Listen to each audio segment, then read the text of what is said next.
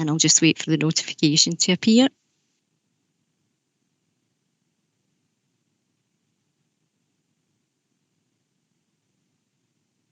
Okay, that's it now. So I'm going to take this adherent for the Kilbride Area Committee meeting of the 11th of August. I see we have Councillor Anderson. We have apologies from Councillors Buchanan, Campbell and Convery. I see we have Councillor Cooper and Dorman. We have apologies from Councillor Dryborough. Councillor Fagan is here. Councillor Ferguson is here. Councillor Gray. No, we don't seem to have Councillor Gray. We have apologies from Councillor Harrow. Councillor McAdams. Susan, I put apologies in the chat. Councillor McAdams is unable to make it, and I put our apologies in the chat. All right, thank you, Councillor Scott. Thank you for that. We have Councillor MacDonald, Councillor Miller, Councillor Scott, Councillor Stevenson. We don't seem to have Councillor Stevenson. Councillor Wardhaw. And finally we have apologies from Councillor Watson. Officers present, we have Martin Muir, Colin McFarlane, Laura Mitchell, Lynn Wiley, Helen Calley, Alistair McKinnon and myself, Susan Somerville. Thank you. I'll now pass you back to the Chair for today's business. Thank you, Susan. Do we have any declarations of interest?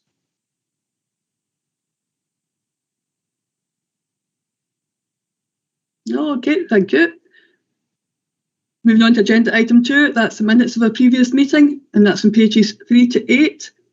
3 to 6. Can we agree with the previous minutes?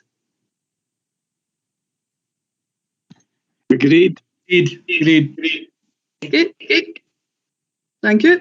Moving on to agenda item 3, that's the participatory budget, community and enterprise resources, footpaths and roads, and that's on pages 7 to 18. And that's going to be taken through by Martin Muir. Thank you, Martin. Thank you, Chair. My intention today is to run through the main points of the paper and invite questions at the end, if that's okay. Members will be aware that the recent participatory budget exercise allocated £2 million towards footway and carriageway improvements. The weighting of that was to be 75% towards footway, 25% towards carriageways. It was allocated across all 4 SLC localities, and it was split depending on network length. For East Kilbride specifically, East Kilbride received a share of 28.9% of the footway allocation, and for carriageways that was 25.4%. For footways that equated to £434,000, and for carriageways £127,000. And you'll see also, you will have seen that the vote was based on themes rather than the actual locations. So there was various themes for the public to vote on. There was a 2-week consultation period, April into May, and respondents were allocated 5 votes each for carriageways and for footways, and they could split those 5 votes as they wished. It could be all 5 to one theme. Split them in any way that they wanted. 5 votes for carriageways, 5 votes for footways.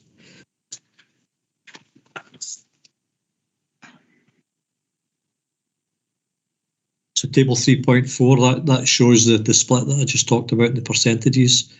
3.5, you'll see the actual themes there. I won't read them out, but you can see that the themes that were available for the public to vote on.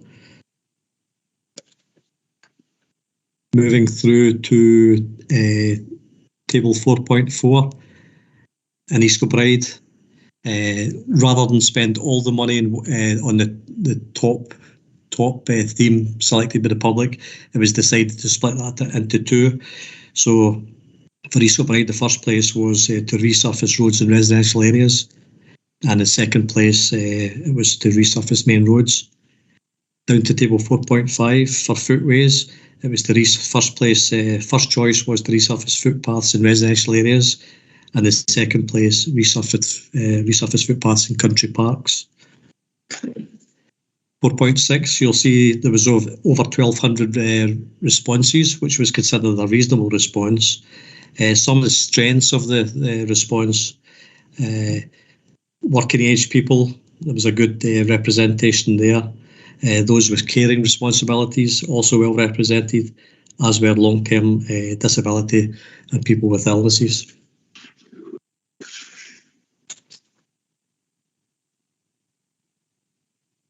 Going through to table 5.1, it just actually shows the actual allocations there for East Kilbride.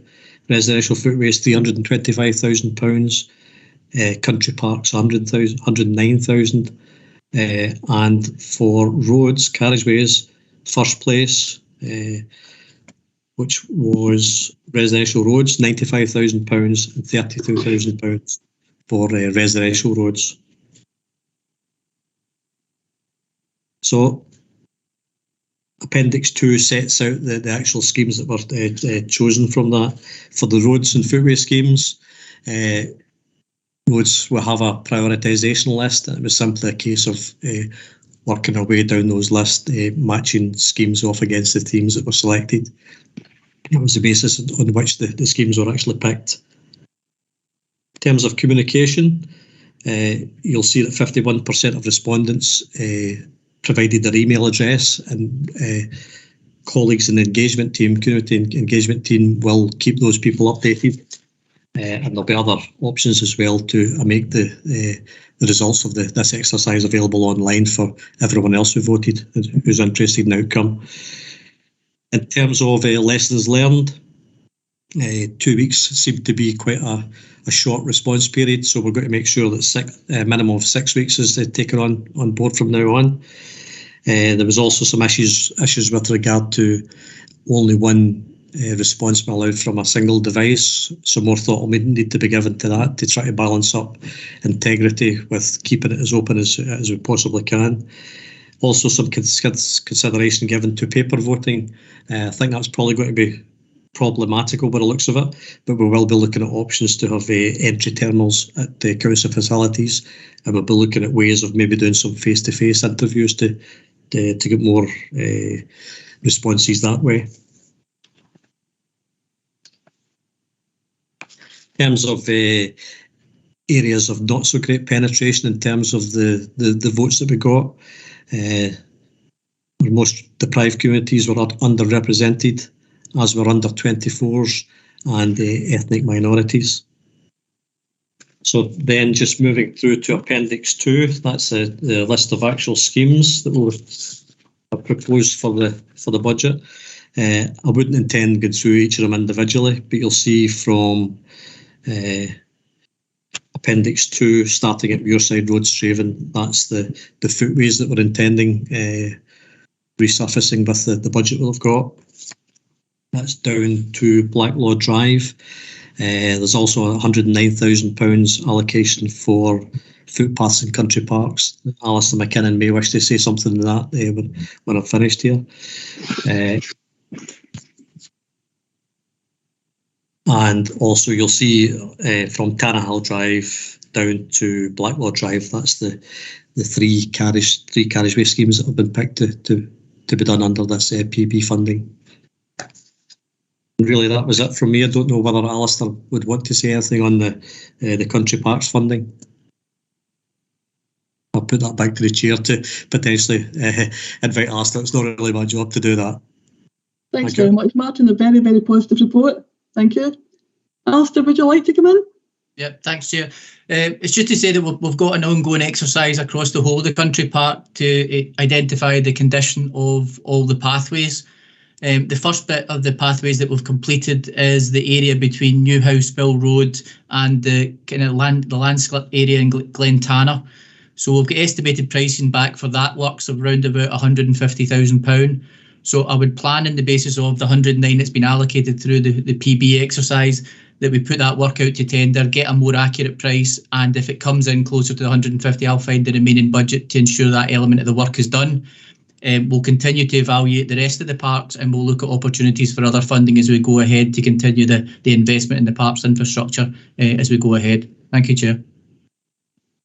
Thanks very much, Alistair. Very welcome. Anyone get any questions or comments?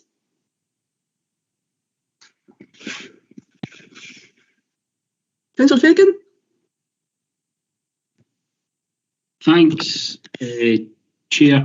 I was going to ask, in terms of the consultation itself, I'm guessing from, as I read through it, it's the community engagement team who have actually handled the consultation as opposed to the roads department. I know obviously you would create it. I just want to understand a bit more about how that's been created.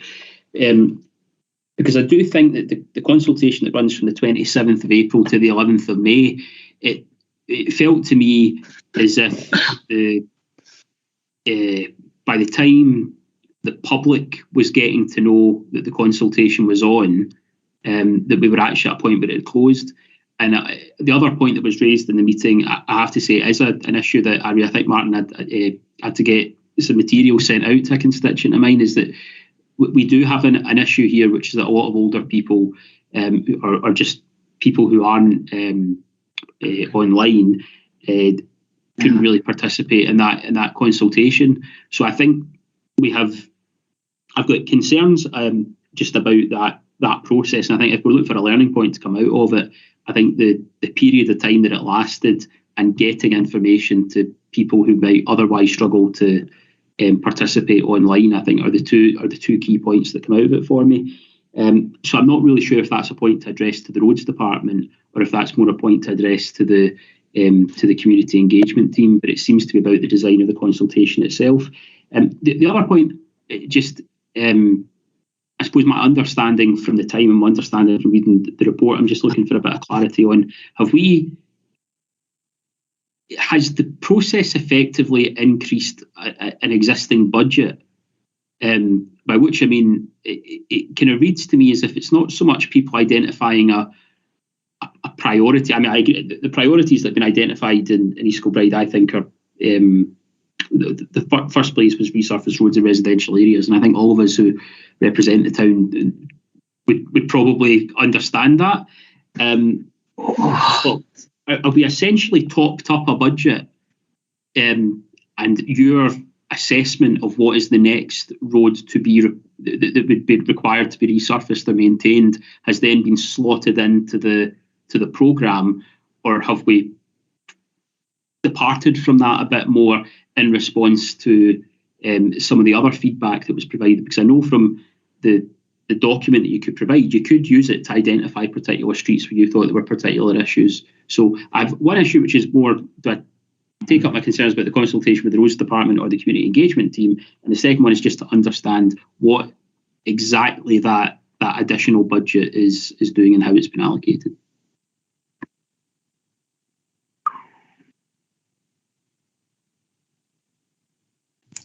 I'll maybe come in the first bit, Joe. As you said, the exercise was really led by the community engagement team, so we can pass your comments back to them on the way it was done. And I think the report reflects the two issues that you did highlight, that the period was probably too small. And to be fair, we were trying to do it during a COVID scenario. So again, in future years, that probably the restrictions that we're currently under within COVID is for meeting face-to-face and putting paper out. Those restrictions would probably be, not in place. Therefore, we've already kind of agreed that we would need to look at it on a wider basis to make sure we can get more people involved in the process. So those discussions are already happening for any future ones to make sure that we can learn our lessons for making you get better involvement going forward. Don't know whether Martin wants to come in as far as how they allocated the budget to actual projects. Yeah, I certainly can. We'll have a single prioritised list, single prioritisation list for roads and for footways. So it was, as Councillor Fagan suggested, we picked the next schemes on those lists rather than the individual feedback from respondents, of which there was an awful lot. So we are selecting from existing prioritisation lists, and it is obviously additional funding. Okay, thank you. You okay with that, Councillor Fagan? Okay, thank you. Councillor Scott? Thank you, Chair. First of all, can I thank Martin and Alistair for their contribution. I must say, from East Kilbride East, I'm sure Gladys and Jim, if he's on the call, the 109,000 for the park footways is very welcome, and I certainly welcome Alistair's offer to top that up. So I'm sure, I don't want to speak for Gladys or Jim, but I'm sure we all welcome that, because that is good news. But I want to talk about a sort of broader part of it. That 4.6, 1,245 respondents. Oh, there's an echo on the line. Hello? Can you hear me now without an echo? Yes, that's fine. Sorry for the echo there. I don't know what happened there. 4.6, 1,245 respondents. Is that an East Kilbride figure, or is that a South Lanarkshire figure? 1,245. I mean, if it's an East Kilbride figure, well, obviously there's 65,000 electors. In fact, if you add in Straven, you're looking at just about over 75,000 electors. 1,200 is 2%, 1.5%. If you took it on a South Lanarkshire basis of about nearly 260,000 electors, having 1,245 respondents would hardly be reflective. The views of this 1,245 could hardly be deemed reflective of the views of the general mass of our electorate out there. It's how do we square the circle in terms of participatory budgeting, but it must be a reasonable number of people participating to get proper and reflective results that people like Martin and Alistair and the other areas can either depend on or rely on. Is there a view on that? And could you confirm what the 1,245, what is the base of that? Thank you, Chair. Thank you, Alistair. Yeah, Graham, if you actually look on, sorry, I'm trying to get this up on my screen as well. If you look on page 14 of the report, there's actually a breakdown of that, and there was only 524 respondents in East Kilbride. So that the 1,200 was across the whole of South Lanarkshire area. I think, as you say, it is trying to enhance the amount of people that are involved in future participatory budget exercises. This is one of the challenges we have. We put it out there and we rely on the responses that come back. And sometimes if groups are focused, they can generate a lot of responses. If other groups aren't so aware of the actual event, then there can be low participation. So I think it fits into kind of what Joe said as well. How do we encourage and how do we make people better aware of the exercises that are out there, promotion in social media, I say maybe more enhanced use of paper copies, terminals, and trying to promote it more so that in future we get a better uptake on the actual event. Again, from our point of view, we can only go based on the responses that we get during the event, and therefore that's what we have used to actually dictate what projects and how we've allocated the funds. But I do take your point that 1,200 over the whole population of South Lanarkshire, is low, but that's what actually was submitted during the time period. And just a supplementary on that, Chair, if you can allow me, and again, thank you to Alistair for his answer. But again, as we all know, in terms of the smaller the electorate, the more the results that come from that small electorate are open to distortions and not being fully reflective of the general view of that electorate, or more likely the ones that haven't participated. How do we know that is a fair reflection? That there isn't the wanting a certain road scheme taken ahead of another, isn't a very small group distorting the result for what they want. Do you take the point, Alistair? I think you know what I'm trying to say here. Yeah, I very much take your point, and it's something we've discussed internally, and it's about trying to get that, as I said again, get more people visible of the event so that you can get more people to participate, so that, you can get a wider view back. That is a challenge. And I say we will take it on, we will see what we can do for future ones, but I do take your point that it isn't always reflective of priorities or a general opinion across the whole of the East Kilbride area. And I think that was why, again, Martin and Rhodes used the priority list they had, which was based on the condition of the road, to try and prioritise the projects that were taken within the responses that we got. sorry, I'm not really answering the question other than saying I do take your point, and it's something that we will try and improve and reflect on as we go forward. No, thank you, Alistair. Okay, thank you. Can we agree to note the report? Agreed. Okay, thank you. Moving on to agenda item 4, that's participatory budgeting, community and enterprise resources, renewable energy fund, and that's on pages 19 to 36. And I'll invite Colin McFarlane to speak to that item. Thank you, Colin. Good afternoon, Councillor. Good afternoon, Chair. I'll come in, hopefully be brief with the report, as there isn't a great deal of information in there. But this, the micro grants came about way back in 2018. We had various phone calls and inquiries in relation to smaller grants from groups and organisations that would be difficult for the Renewable Energy Fund to process.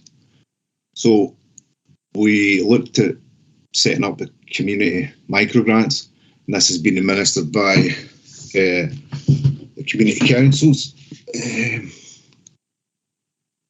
This was run for a 2-year pilot scheme type thing, which with good response, and the community councils get involved, and we managed to keep it running. So we went back to committee in 2021 to continue the scheme. So up until now, the East Kilbride area have had 7 community councils who have applied for the funds, and we have we're processing that. The community councils administer it, so they look at the local need, the local groups and organisations that are there, and they distribute the funds up to £500. That's basically the simplest way I can put all the funds out, how it's all been worked. Hopefully any questions you're happy to answer, and you'll see on page 20 the community councils that have participated in the funds that they've received this year anyway. And beyond that, we've got the community benefit annual report, which is on page 21 through to probably down about 28, 29. And hopefully that gives a wider view of some of the other funds that the Renewable Energy Fund contribute towards, which are bigger projects, and it relates to every group and organisation being constituted, accounts, the various administrations required for any community group. Happy to take any questions or queries on that. Thank you, Colin. Again, another very, very good report. Councillor Cooper, you want to come in? Yes, I particularly want to praise the work that Colin does in the grants funding. It's not an easy job keeping track of it all, and Colin's extremely approachable and very helpful at any time that I've had to go on and ask him about anything. I know George Greenshields is another one that pesters Colin regularly, but we've had fantastic service and support from Colin, and I don't want that to go unnoticed. It's a complex setup with all the different types of grants that are out there, and I personally feel the micro grants, the renewable, that come out to the community councils, that really in the first place the Rural Task Group agreed we should put that micro grant out, has been a success, although applications have been a bit slower than they might have been given the COVID situation. And the other community councils that benefit are obviously those that are within the Kite Muir development, and they receive additional funding direct to the community councils as well.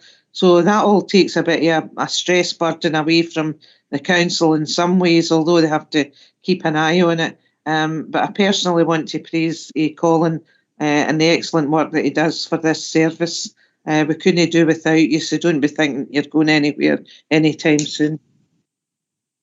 Thanks very much, Councillor Cooper. I don't know what to say to that. Set bribes later on, so thanks very much. That's all right, Colin. I'm not looking for anything. Okay, thank you for that. Alistair, you want to come in?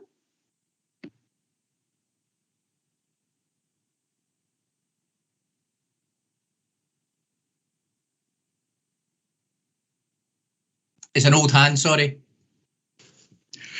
Okay, sorry. Any other questions or comments? Do you agree to note the report? Agreed. Okay, thank you. Thank you. Agenda item 5, participatory budgeting, education resources, pupil equity funding, and that's on pages 37 to 38. And Laura Mitchell will take us through that item. Thank you, Laura. Thank you, Chair. Good afternoon, everyone. So I'm here today to take you through the education resources participatory budgeting update. So we are at quite an early stage with the participatory budgeting. The public had been asked how 5% of schools' pupil equity funding will be spent. And this funding is particularly targeted at supporting our pupils and young people that are affected by poverty. Out of our schools in South Lanarkshire, 146 out of 148 received the funding, and therefore have been briefed on what the expectations and the timescales are.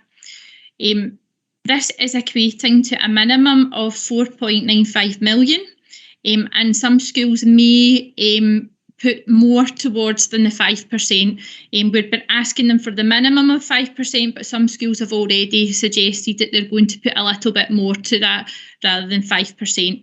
We will get an update on that towards the end of August, and I will be able to report on what the final figure is for education resources at the next area committee, and I'll give you a breakdown of the East Kilbride area as well, so that you know how much money that equates to. I can do that for you, no problem. So on the 27th of April this year, head teachers were briefed on the participatory budgeting process and taken through the expectations and the timescales. We've then put on a training session for participatory budgeting leads in schools on the 6th of May, which was well received. This was a virtual session and has been recorded and is now available on the Education Resources SLC Squared site, which all teachers can access across South Lanarkshire via Go. We are putting on another training session, another live session on the 25th of August, which a lot of our staff have signed up for. So schools are very much in the process of getting their leads in place, getting their participatory budgeting group, which involves pupils and parents, and they're starting to do that consultation process around that 5%, the minimum of 5% of their budget, coming up with some ideas. Once they've got all that set up, there will be the vote, and the vote will take place and be reported on the outcome of that to Education Resources by the 8th of October. So by the 8th of October, we will have a better idea of what each school have voted for in terms of the participatory budgeting, and I'll be able to collate that and bring that back to future area committee meetings. Thank you. Thank you, Laura. Again, another very good report. Thank you. Councillor Fagan.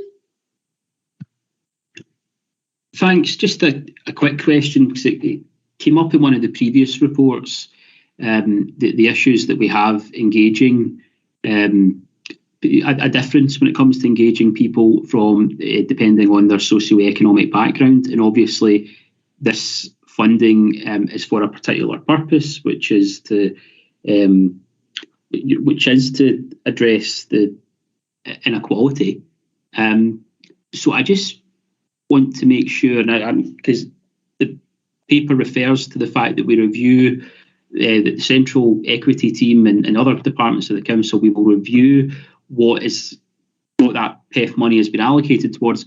I just want to make sure that when it comes to the allocation of PEF money, that we are engaging people and families who are the intended beneficiaries, as it were, of that PEF funding, that we don't have we don't lose a focus from what that money is there for.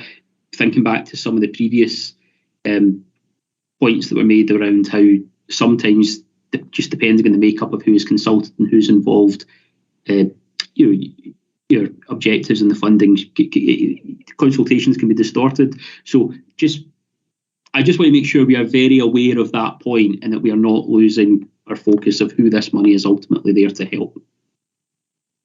Absolutely, and that's something that we encourage all our schools to continue to try to engage sometimes our more harder to reach families with that. So all our schools are encouraged to consult with all stakeholders, particularly the stakeholders that are going to benefit from the Pupil Equity Fund. So we encourage that for the full 100% of the Pupil Equity Fund. Obviously, this 5% is much more given over to the stakeholders, whereas the other kind of 95%, it obviously comes down to the school staff what they want it to be. But they always do that consultation, and we are looking at how we can engage our families much more in the new academic year going forward, because that is something that schools have identified that sometimes it can be quite tricky. So we are certainly encouraging our schools to do that. Thanks. And I just wonder, is there any, as we had some figures in that previous report on roads, I'd imagine, I don't expect you necessarily have them in front of you just now, but it would be useful if there are any figures that we could see them just as that consultation is taken forward. Are we reaching out, frankly, to the people who, as I say, are the intended beneficiaries of the funding? It'd be just useful to see if we've got a breakdown like that we could consider perhaps at a later point. Do you mean in terms of the people that have voted? I just want to make sure we can evidence that actually, when we look across the sort of different SIMD groups, we know we've got a problem reaching people from the least well-off areas. I just want to see if we're actually measuring that, monitoring that, and doing something to make sure that we're not falling behind, given what the purpose of this funding is. That's basically my question. I don't expect you necessarily have that information in front of you just now, but if not, it would be useful to get that at a later point. Yep. No, I take that on board. Thank you. Okay, thank you. I don't see any other hands, so can we agree to note the report? Agreed. Okay, thank you. Agenda item 6, that's the community grant applications, and that's in pages 39 to 42. And I'll ask Susan Somerville to speak to that item. Thank you, Susan. Thanks, Chair. This is really just the standard report that's submitted in terms of community grant applications.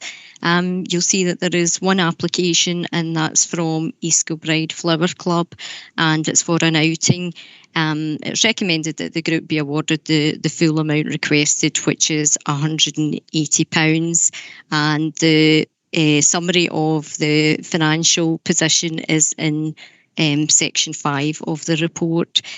So the committee recommendation is to give East Kilbride Flower Club £180 towards their grant of an outing. Thank you, Susan. Can we agree to approve? Agreed. Okay. Thank you very much. I don't have any urgent business, so I'd like to thank you all very much for your attendance, and I'll ask Susan to stop the recording.